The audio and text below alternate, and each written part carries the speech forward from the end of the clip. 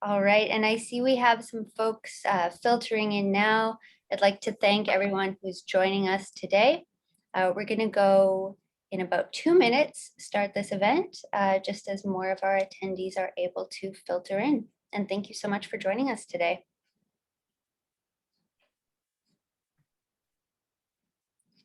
Wow, and this is wonderful. I see folks were ready and waiting to attend this excellent post-budget forum with Minister Mona Fortier. So we have a number of folks already in, and in the interest of not penalizing the punctual, I think let us kick this off. I will turn it over to our immediate past chair, Fan Chun. Thank you, Shaena. So good morning, my name is Fan Chun. I'm the immediate past chair of the Richmond Chamber of Commerce. So first, I would like to thank you all, and also a special thank you to Minister Fortier for joining us today. And I know you run a very busy schedule, so it takes time to juggle things around. And we're all very busy in trying to endure this pandemic, and we're looking forward to how we can recover strongly as a community, and especially as a nation. Just to begin today's program, I first would like to acknowledge that the Richmond Chamber of Commerce operates on the traditional territory of the Musqueam First Nation. They have lived on this land for millennia, and we are grateful that we can gather here today. So it's my honor to host Minister Fortier, who is not only the Minister of Middle Class Prosperity, and also the Associate Minister of Finance. So both of these portfolios, we know that are facing major challenges right now, and we know the impact of the current crisis on all Canadians. It's massive. So here at the Richmond Chamber, we're well aware of the major impact that this pandemic is having on our members, and we do recognize and thank the Government of Canada for their swift response, and also the financial support that has been offered to date. So before I introduce one of our local MPs who will introduce our special guest today, I just want to go over some housekeeping items for today's meeting. This event will be in a webinar format, so we do not need to worry about muting your microphone or sharing your video. After the minister's short keynote, we'll begin our Q&A session. So if you have questions to ask and they're not pre-submitted, so just simply type them in the Q&A box at the bottom of your screen, and we'll handle them as they come in. Our current acting co-CEO, Shaena Furlong, will be our moderator today. And as always, the Chamber of Commerce acknowledges our partners who make all of our work possible. And today's presenting partner, it's Quantum Polytechnic University, KPU. And our chamber partners are Vancouver Fraser Port Authority, PLLR Lawyers, Scotiabank, YVR, WorkSafe BC, and also the Chambers of Commerce Group Insurance Plan. We thank our partners. So now I would just like to introduce our first guest, the sharp-looking Member of Parliament for Burnaby and North Seymour. I have to get that in. Terry Beech. Mr. Beech was first elected to Parliament in 2015. And like many of us, he has been a small business owner, as well as he wears many hats. He's been an educator, city councillor, and also community advocate. First being elected to Nanaimo's City Council when he was just 18 years old. So please join me in welcoming Member of Parliament, Terry Beech. Well, thank you so much, Fan Chan, for that kind introduction. I think you're making me blush a little bit. I got a little bit more rosy cheeks than I might otherwise have, but thank you so much. Hello, everyone. It's a great pleasure to be here. Bonjour à tous. C'est un grand plaisir d'être ici avec vous aujourd'hui. I'd like to acknowledge that I am joining you from my office in Burnaby North Seymour, which is located on the traditional and unceded territory of the Tsleil-Waututh, Musqueam, and Squamish people. My name is Terry Beech, or Wang Chifeng. I'm the Member of Parliament for Burnaby North Seymour, and it is my great pleasure to extend a warm welcome to Minister Fortier for visiting us all virtually in the Lower Mainland today. Minister Fortier was the first female Member of Parliament for a riding of Ottawa-Vanier. And I also think it's worth mentioning, her and Minister Freeland are now the first women to lead the Department of Finance. Her expertise covers healthcare, education, job creation, and francophone affairs. And she was a small business owner herself before running for office. So we have that in common. As a member, as a mother of three, community leader and entrepreneur, Minister Fortier knows that it is important to come together with an ambitious plan to build stronger and better communities while growing the middle class. And that is what she is here to talk to you about today. I know as the Parliamentary Secretary for Fisheries and Oceans that we saw tremendous investments in our wild salmon populations and small craft harbors, which will actually benefit people directly in Richmond. And of course, within the economic development portfolio, where British Columbia is now getting its own regional development agency, which means we can finally customize our economic plan going forward specifically to British Columbia. And I'm sure we're going to hear a lot of those ideas today. So I know we have a lot of things to cover. And with that, I will take this opportunity to hand the virtual floor over to Minister Fortier. Thank you for being here. Merci, Terry. Bonjour, tout le monde. Hello, everyone. And thank you again, Terry and Fan, for the incredible and warm welcome. It's always great to be able to speak to you at the Richmond Chamber of Commerce, virtually, of course, even though I would love to be in presence with you. Et c'est vraiment un grand plaisir, un immense plaisir d'être ici avec vous aujourd'hui. And I want to start by giving Terry a shout out before I know you have to run for your next meeting, I hear. So it's I have to tell you, he is one of the hardest working members of Parliament, tirelessly advocating for the needs of the community here in the Lower Mainland. And he is not only the Parliamentary Secretary for Fisheries, Oceans, and the Canadian Coast Guard, but he is also the Parliamentary Secretary to the new BC Regional Development Agency, and which he mentioned just got its first budget, $553 million. And he has been a long advocate for a sustainable economy, one that fights climate change, protects our oceans, and leaves a better future for our kids while creating good jobs for our workers. And yesterday on Earth Day, PM Trudeau was together with President Biden and announced that we are strengthening our climate target by reducing emissions by over 40% by 2030. Terry, I know this is something that you have been strongly advocating for, so we are lucky to have you part of the team. And thank you so much. And thanks again for popping in here today before I know that you have a very important meeting to go to. And to continue and to begin, I would say I would like to acknowledge that I am joining you from Ottawa today, which is on Algonquin and Anishinaabeg traditional territory. Look at this. So as you saw last Monday, our government announced budget 2021. And for those of you who haven't been able to read through all the 700 pages or 800 pages in French, I am very happy to be here to brief you today on this plan for growth and resilience. And trust me, we have a lot to talk about. Now, this budget is an ambitious plan that focuses on two main pieces. Number one, finishing the fight against COVID. And number two, laying the groundwork for a strong economic recovery. And I want to start with the former.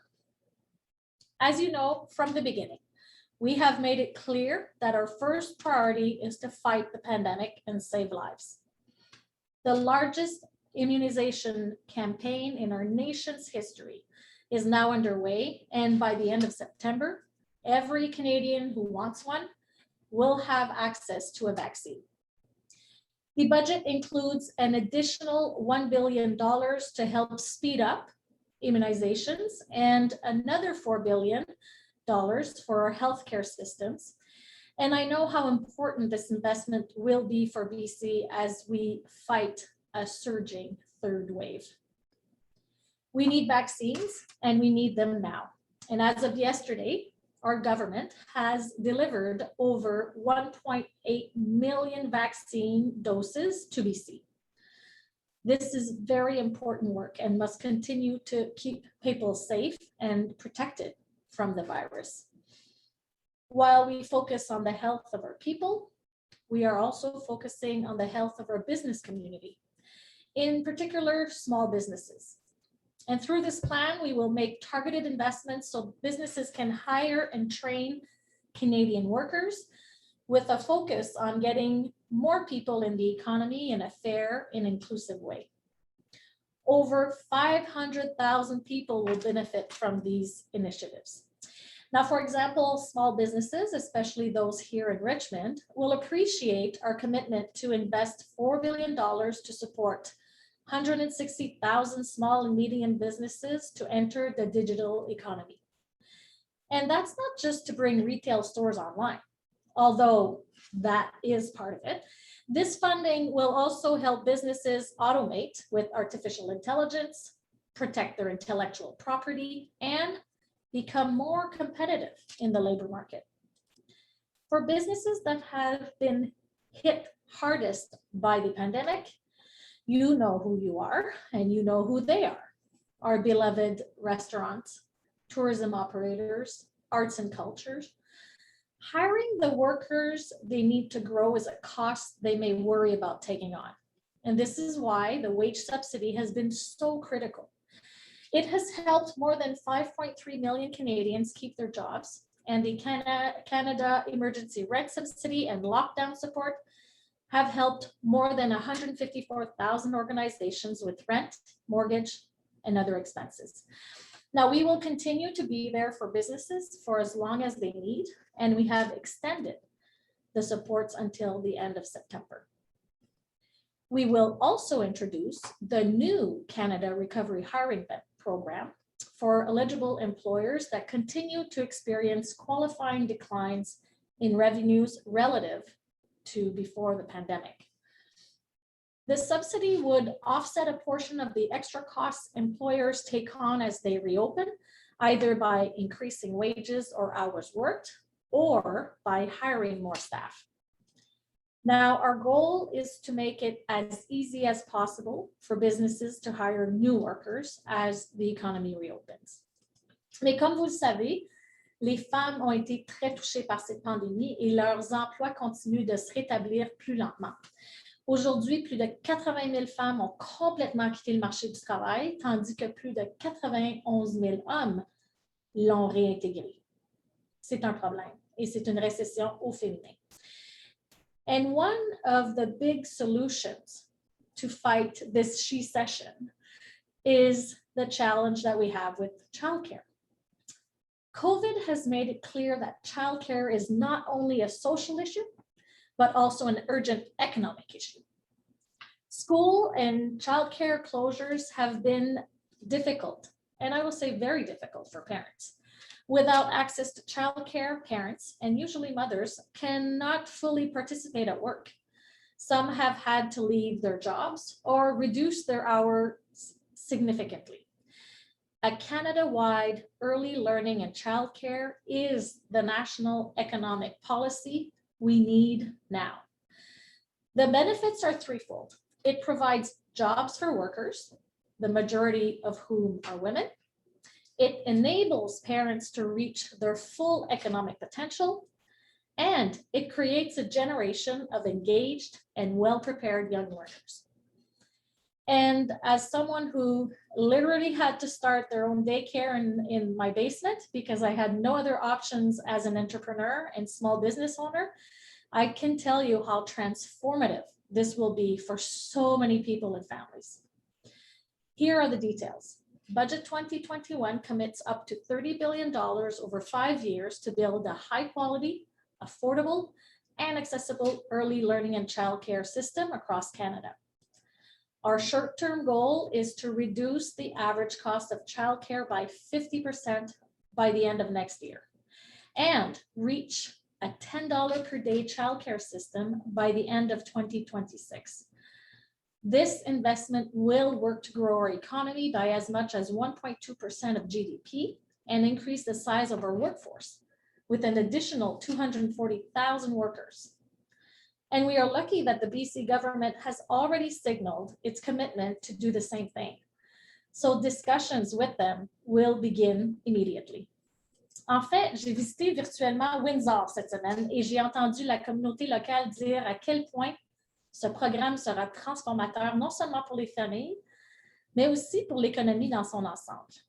For example, Shelley Fellows from Automate Canada said that we are offering a solution to bring down a substantial barrier to women in the manufacturing sectors.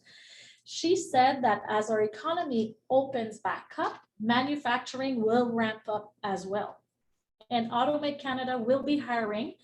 And it is amazing to think that now the hiring pool has just doubled in size. Systemic racism. Systemic racism can have devastating consequences for the well-being of Canadians. A more equitable and inclusive society means all Canadians need to come together to address racism in all of its forms.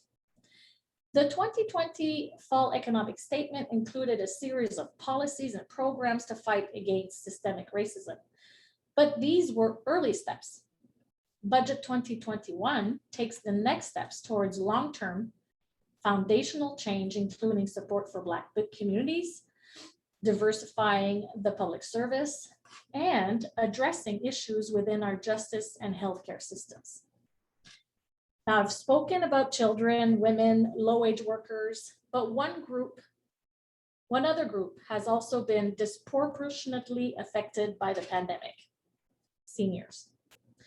Many have spent the last year isolated from their families, making an ultimate sacrifice to keep themselves safe, and we cannot forget them. Budget 2021 proposes $3 billion to Health Canada to support provinces and territories in ensuring standards for long-term care are applied and that permanent changes are made. And we're also proposing to increase old age security benefits for seniors 75 and older, starting with an immediate one-time payment of $500 in August. As you can tell, this is a highly ambitious budget that is designed to help as many people as we possibly can stay healthy, safe, and employed. Krista and I approached this historic opportunity with a focus on benefiting as many people as possible while they navigate this tricky time and come back way better on the other side. Il y a littéralement des centaines d'autres mesures dont je pourrais vous parler, que je pourrais souligner, mais je suis impatiente de répondre à vos questions et d'avoir une conversation avec vous ici cet après-midi. And I'm looking forward to have a conversation with you this afternoon. So I will just conclude by saying Monday was a demonstration that our government will continue to stand together with Canadians during this challenging time. We have your back. Thank you very much. Merci. And over to you, Shaena. Thank you for having me today.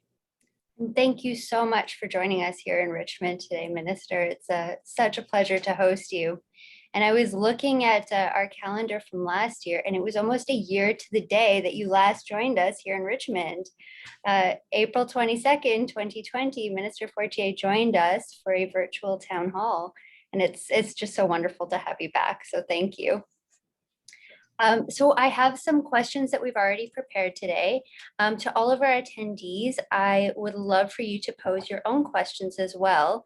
You'll see in the Q&A function at the bottom of your screen the opportunity to do so. And we'll get to as many as we can today because we know the minister has a very busy schedule. So it's impossible to talk about the economy without talking about the pandemic right now.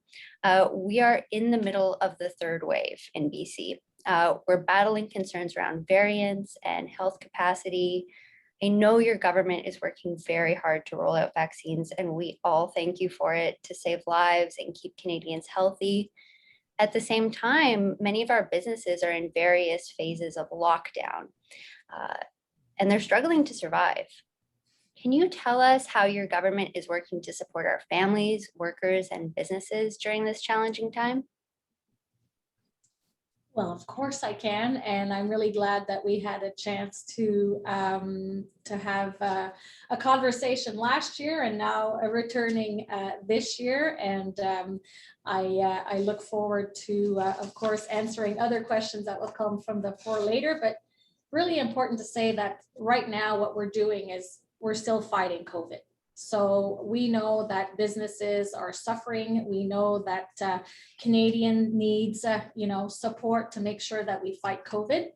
And to do that, we are going to continue those supports for businesses, as I said earlier, to make sure that they can continue to thrive and have a bridge over when we get to recovery. We are also, as I said earlier, investing more money to make sure that vaccines are rolled out to your province.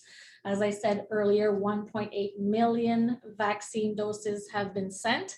And I believe as of today, 1.5 million members have received their shot. So we're rolling it out. And I know we will need to continue to really put some effort into bringing those sectors that were so hard hit, like tourism, like aviation. And just give you a couple of highlights where we're investing $400 million to support big and small festivals, community cultural events, outdoor theater, heritage celebrations, local museums, and more, even sporting events. We're also providing $100 million to Destination Canada for marketing campaigns to help Canadians and other visitors discover and explore our country. And we're also establishing a $500 million tourism relief fund to help businesses adapt to public health measures and make investments that will help them position themselves. And on the aviation sector, which is another one that has been hard hit, especially in Richmond, Canada's airline sector is getting some support. We mentioned with Air Canada, $4 billion in loans to protect the jobs and ensure that it has the necessary liquidity to keep Canadian and Canadian marketplaces connected. And we're continuing to negotiate with the other Canadian carriers on financial support. And we should be able to have agreements reached very soon. Thank you so much, Minister. And what a great answer, because you even headed off my next question, which was about tourism, hospitality, and aviation. So thank you. During your remarks, you spoke about the impact the pandemic has had on women and women in the workplace. And for the first time, we have 2 women leading the Department of Finance. I know you and Deputy Prime Minister Freeland have been working hard to bring a feminist and gender inclusive lens to the budget, including the commitment of the $30 billion investment in affordable early learning and childcare. Can you tell us more about how this will work and why this is the program we're going forward with? So what an incredible decision that we made. And I want to thank actually the Richmond Chamber of Commerce for participating to pre-budget consultations, because we really took to heart what you said when you submitted, your budget submission, what many stakeholders said or shared during the last few months. And one big piece was childcare. Many employers told us this is a necessary investment, and that we needed to have ways to make sure women, especially who were hardest hit during the pandemic, would have work opportunities, because we know they stayed at home, most of them. Of course, families had to struggle keeping their kids at home because of the pandemic, but also because schools were going online. So mothers mostly stayed. And we're investing $30 billion because we want to have an affordable, inclusive, and accessible and high quality system. And we will be able to roll that out. And I'm glad that Premier Horgan has signaled that he's ready to work with us. So hopefully by next year, which is our plan, to cut by 50% the daycare costs. And by 2026, imagine $10 a day fee. that will mean more money in families' pockets. And it will also mean a care economy sector that will help us grow our GDP by 1.2%. So it's not just a social decision, it's an economic decision. And we're very excited that we have listened to Canadians and we are going to be moving forward with this. Well, it's great to see, and it's going to make a difference for so many young families, and you're right, for women. Now, you spoke about this also in your remarks about systemic racism. And unfortunately, here in Canada, we really saw an uptick in anti-Asian hate and racism due to the pandemic. And in Richmond, where so much of our population has a Chinese ethnic heritage or an Asian ethnic heritage, it was felt very acutely. Many Black and Indigenous people of color, Canadians, and marginalized communities continue to face discrimination and barriers in the workforce. So can you tell us a bit about how Budget 2021 is working to create more opportunities for these people to ensure they can access and thrive in the workplace? That's a loaded question there, Shaena. And I don't want to forget anything. So first of all, I want to say that we have seen an increase in reports of harassments and attacks against many racialized communities, especially the Asian Canadians. And this is a very disturbing trend. And let me be clear, this must stop. So that's the first thing that I want to share, because we want all Canadians to feel that they can be safe and free of discrimination. And sadly, today, Asians are at risk of racially motivated violence, threatening their personal safety, their security in their communities. And we need to bring Canadians together in a common purpose of building a fairer, safer, and a more equal Canada, where all are free from discrimination. And Budget 2021 proposes measures to provide initiatives to support, for example, Asian Canadian communities. And we're also promoting by investing into jobs to help the economy to recover again and make sure that everybody gets to participate. So there's one thing against the fact that we're going to fight racism, systemic racism, but we're also bringing forward many measures to make sure that all Canadians can participate. I said it at the beginning and at the end, we have Canadians back. So we will be bringing forward many investments to promote Black entrepreneurship, to promote Indigenous communities, and through infrastructure, through social programs. So we really are presenting, and I won't name them all because we'll be here for a long, long time, but please feel free to go see all the measures that we've proposed to really continue our fight against systemic racism. It's great. And it's great to see the inclusion of the private sector in so many of these measures as well. We've seen financial institutions really step up with funding for Black and Indigenous entrepreneur-owned businesses, for women-owned businesses. So I think we're all moving toward equity. Now, I'd like to speak a little bit about infrastructure, which is always a hot topic here in Richmond, where we are saddled with the George Massey Tunnel project. In past periods of economic hardship, we've seen governments really focus on stimulating the economy through infrastructure investment, going back to the New Deal. The government already had a great deal of infrastructure investment earmarked for BC, but how would you like to see provinces bring those projects to the table and to groundbreaking? I'm sorry, I missed the last part of your question. If you wouldn't mind repeating it. I don't know why I got a little glitch here. Of course, I probably froze for our guests as well. So I was saying the government already has a great deal of infrastructure investment earmarked for BC. I'd love to know how the government would like to see provinces bringing those projects to the table. So I think twofold. There are provinces, but there are also municipalities and other levels that will be able to access our infrastructure investments that we're putting forward. So that's one thing that I really think is important to share today, and to, of course, to support our robust and quick recovery. We need to address capacity constraints, bottlenecks, inefficiencies in our own transportation infrastructure.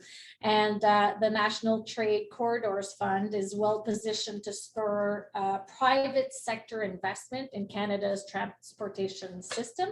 And that will enable us to reduce barriers to trade, help our businesses grow, create jobs, and ensure our businesses are competitive. And we're investing $1.9 billion over 4 years, starting 2021, 2022, so the year we're in right now, to recapitalize the National Trade Corridors Fund. And this fund could attract approximately $2.7 billion from private and other public sector partners, such as provinces, resulting in a total investment of $4.6 billion. So that is one.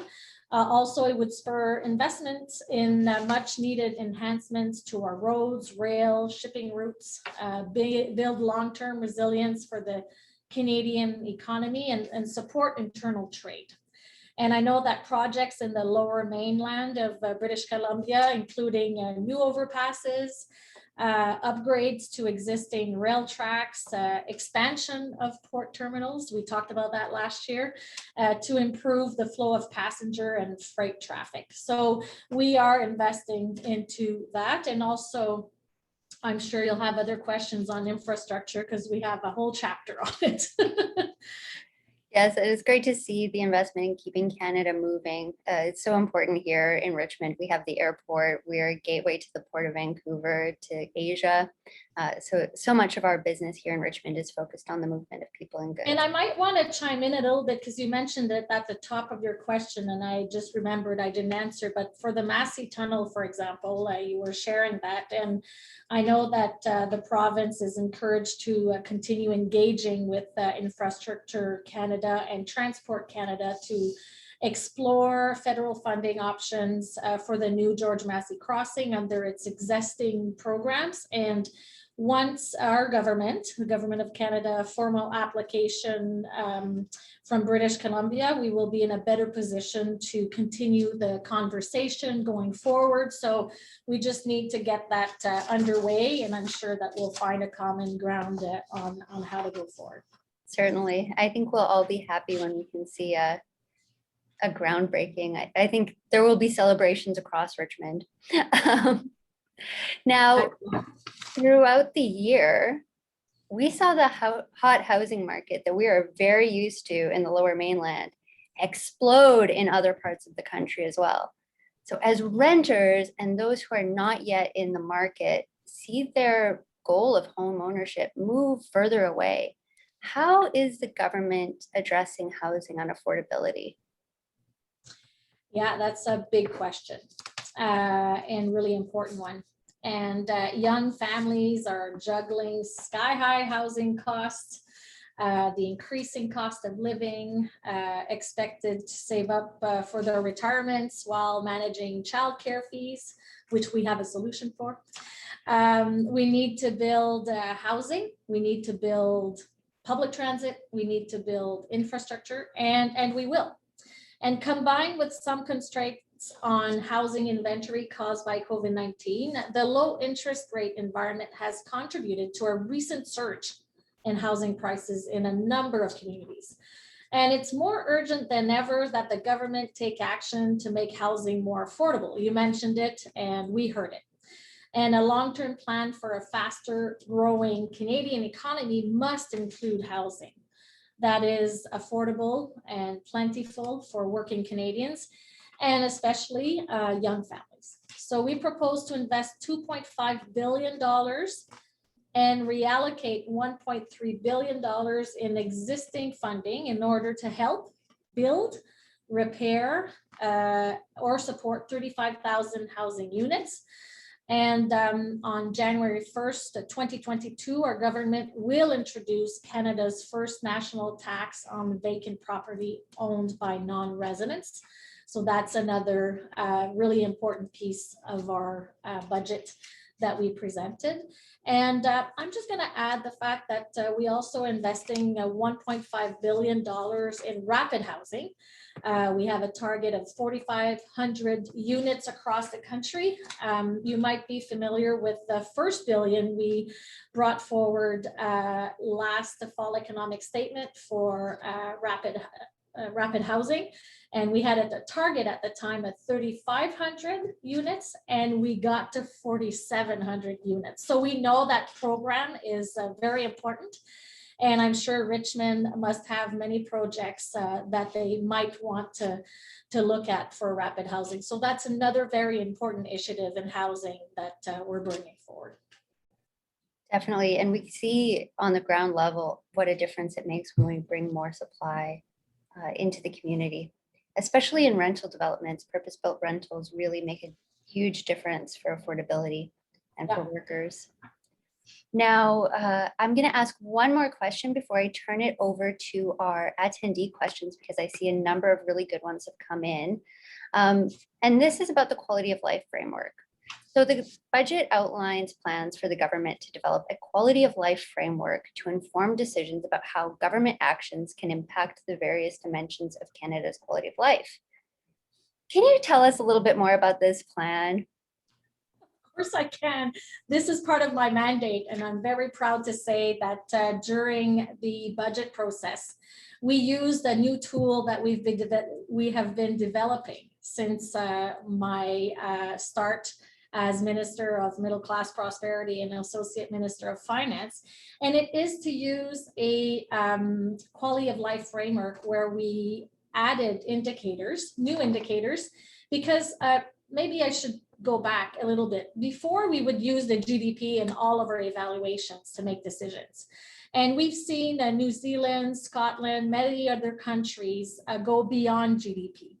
And the Prime Minister, when he asked me to look at how we can identify a way of making better budget decisions and policy decisions based on using the GDP, yes, but other indicators, I propose, and those that might be interested, it's Annex 4 in the budget, a quality of life framework where we use indicators such as, active employment. We can also use the situation of mental health. So we brought many indicators, the climate lens, for example, making sure we're making a difference to reduce our emissions, sorry, and get to our target. So we're using all of these indicators to make better decisions in not only our policy, but how we choose to invest in budget. And that quality of life framework has been used in this first budget. And I'm very proud to say that we will continue to look at how we can use that framework to make better decisions that will take care of the well-being of Canadians on many fronts, not just the economic front, but also health, justice, and many other indicators that we have identified. It's so interesting to see Canada's government adopt this approach when I know so many of the guests we have on our call today probably have triple bottom lines at their company as well. So it's great to see it rolling out on a national level. Now, moving to some of our questions from our attendees, I see some great ones coming in. Now, this question is from Clint Mallman with London Drugs. Clint is saying, thank you, Minister, for your time with us. With massive deficit and debt created by the government's pandemic response, he's worried about the long-term impact and competitiveness to Canada and to future generations' tax bill, reducing their quality of life. What interest rate sensitivity and long-term impact studies were done to model these effects over the next decade? Well, Clint, very good question. And thank you for asking that question, because when I did the pre-budget consultations in the past 3 months, that was raised.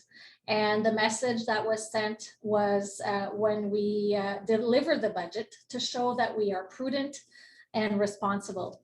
And we are bringing forward a prudent fiscal management approach into this budget. Now, I want to go back a little bit. The greatest danger to our economy would have been not doing enough during the pandemic. And strong fiscal support was necessary to prevent economic scarring and making sure Canada's recovery leaves no one behind. And as for some information, a March 2021 IMF analysis indicates that without direct support measures, Canada's real GDP would have declined by about 13.2% in 2020 versus an actual decline of 5.4%, a difference of about 8 percentage points. And they estimated the unemployment rate would have risen by an additional 3.2 percentage points in 2020. You can see that in the budget text if ever you want to see it again. I want to say that budget 2021 is, as I said earlier, a prudent plan that sets out a new fiscal anchor that is committed to reducing the federal debt as a share of the economy over the medium term and unwinding COVID-related deficits. Now, this fiscal anchor will continue to protect Canada's low debt advantage so that borrowing costs remain low and future generations are not burdened with COVID-19 related debt.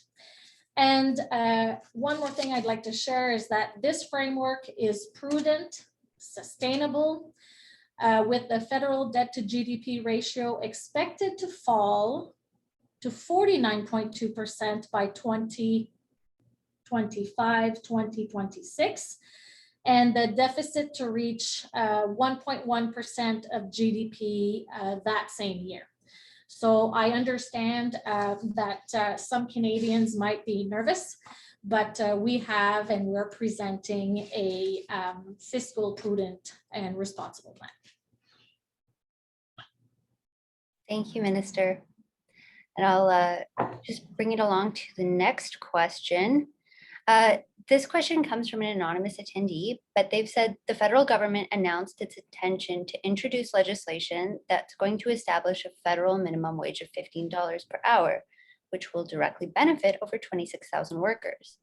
How do you balance this with the burden it could place on small business owners who struggle to keep their doors open, especially in the hospitality industry?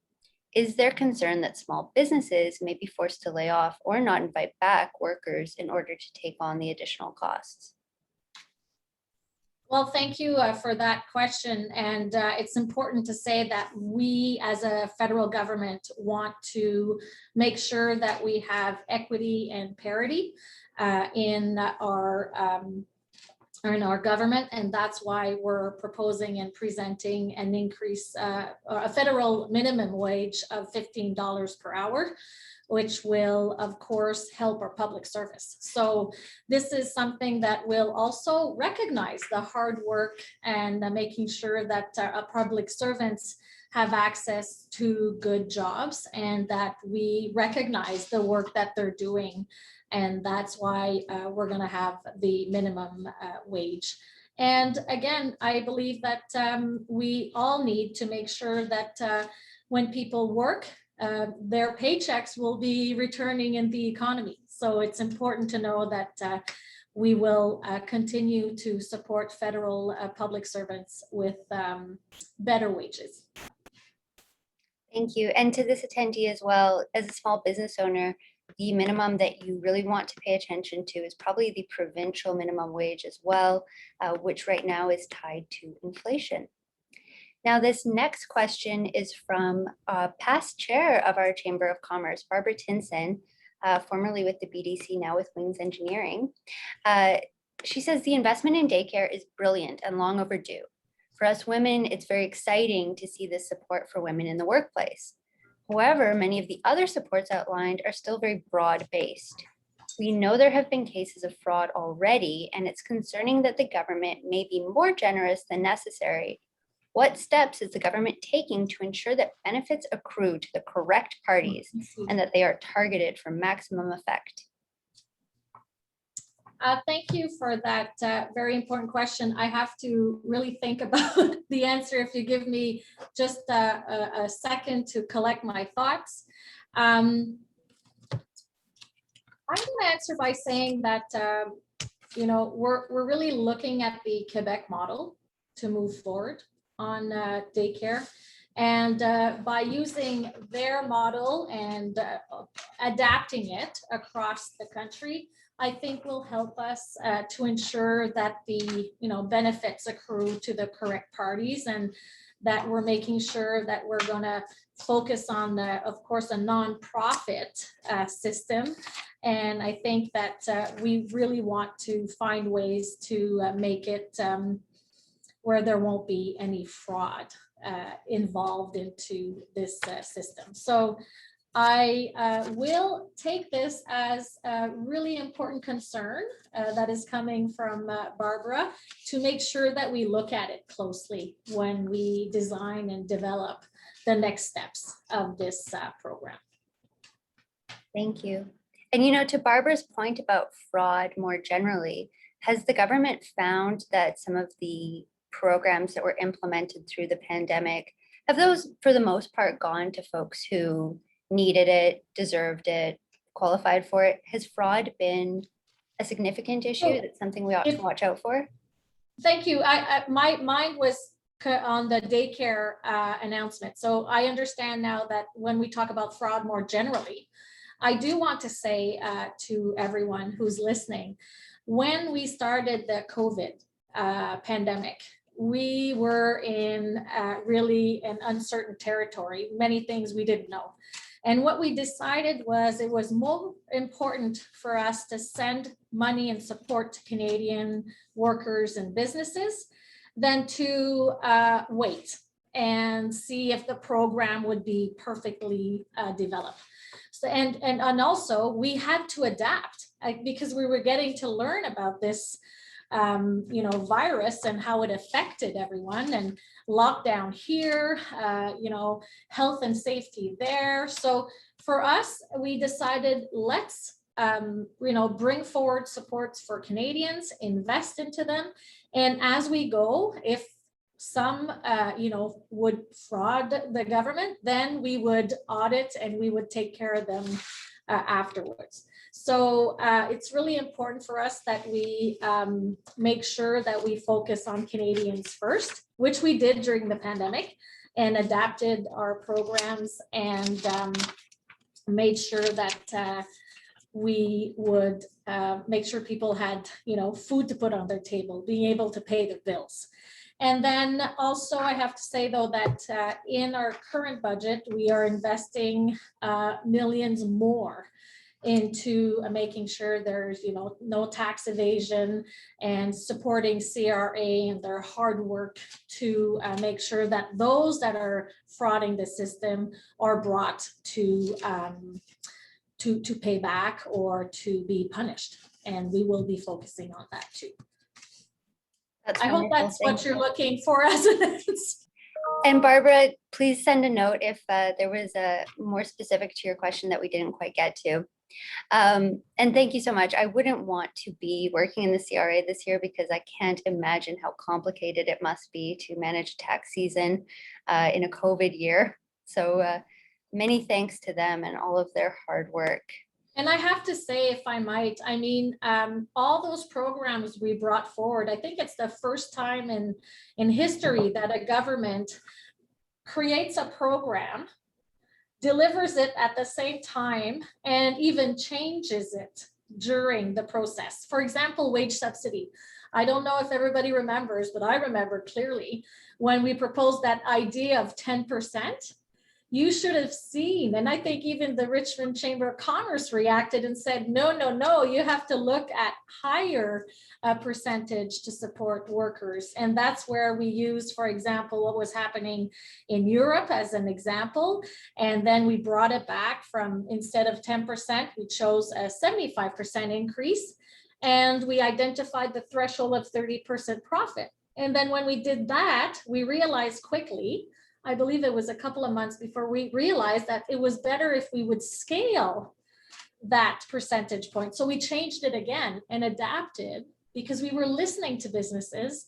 We were listening to those that needed support, that we needed to adapt those programs. So that's why the wage subsidy was so used, because we were able to respond to making sure we were protecting jobs and also investing in businesses.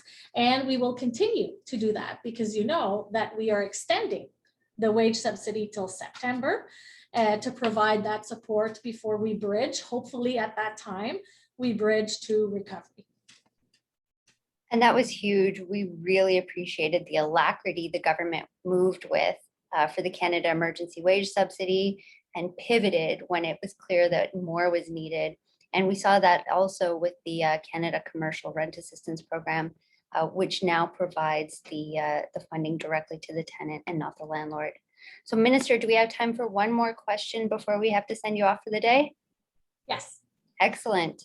So this question comes from Chris Hermesman, and he says, thank you for joining us. I have a question regarding what Canada is doing to become more self-sufficient for the next pandemic, regarding PPE manufacturing and probably specifically vaccines, which I know we're talking a lot about in public right now. Well, lessons learned. I think it's Chris who asked the questions. Thank you, Chris, for that very important question. I mean, we learned a lot of lessons in the past year, and we know we need to be ready, unfortunately, be ready for the next one. And we are going to, as you probably saw in the budget, invest into biomanufacturing so we can have vaccines produced here in Canada, and also use the expertise that we have. I mean, we have Medicago in Quebec City, but we have many other opportunities to make sure that we have a domestic supply of vaccines, for example. And the other part I would say is that we're continuing to make sure that our businesses are able to provide, you know, PPEs, make sure that we will be able to produce testing, rapid testing kits. So, I mean, we're building that inventory to be ready. And I know we still have a lot to do, but we've started really to look at that, even though we're still in this first pandemic. And we as Canadians should be proud that we actually had so many businesses participating in getting, you know, their business retooled to help with hand sanitizers or masks. So we will use that expertise that we have to make sure that we have a plan for the next pandemic. Thank you so much, Minister. And Chris, I believe, is actually with a local manufacturer of PPE, the Layfield Medical Group. So thank you, Chris, for that question. Well, and thank you for your hard work, Chris, because honestly, if we hadn't had, you know, really innovative entrepreneurs and business owners across the country, we wouldn't have been able to do this together. I know that, you know, we invested a lot of money. The federal government invested $8 out of every $10 in supports and buying PPEs and in all that. So I have to say, you know, thank you to the business and sectors who really supported us getting the needs that we had to fight the pandemic. Well, I'm going to thank you, Minister, for taking your time with us today before I pop off. We will have to get you back April 24th next year and make this a tradition. In person, hopefully. Exactly. And we can give you a gift and maybe have a drink together. So I'm going to turn it back over to our immediate past chair, Fan Chun, and thank all of our attendees today. Thank you. Great, thank you. Thank you, Minister. And once again, I would like to thank everyone for attending today's post-budget forum. I hope you find it as useful, as informative as I do. I'm sure you do. You know, a jam-packed information session and a great interaction with the Minister. So special thank you to Minister Fortier and for sharing all this information and your time with us. So like we said so many times, this year has been unlike any other we can remember. So thank you for supporting your Chamber of Commerce, and we very much hope to see you again very soon in person. Thank you, everyone. Stay safe, everyone, and keep healthy. Thank you very, very much, Fan, for your leadership and this opportunity to see you today. Thank you, Minister.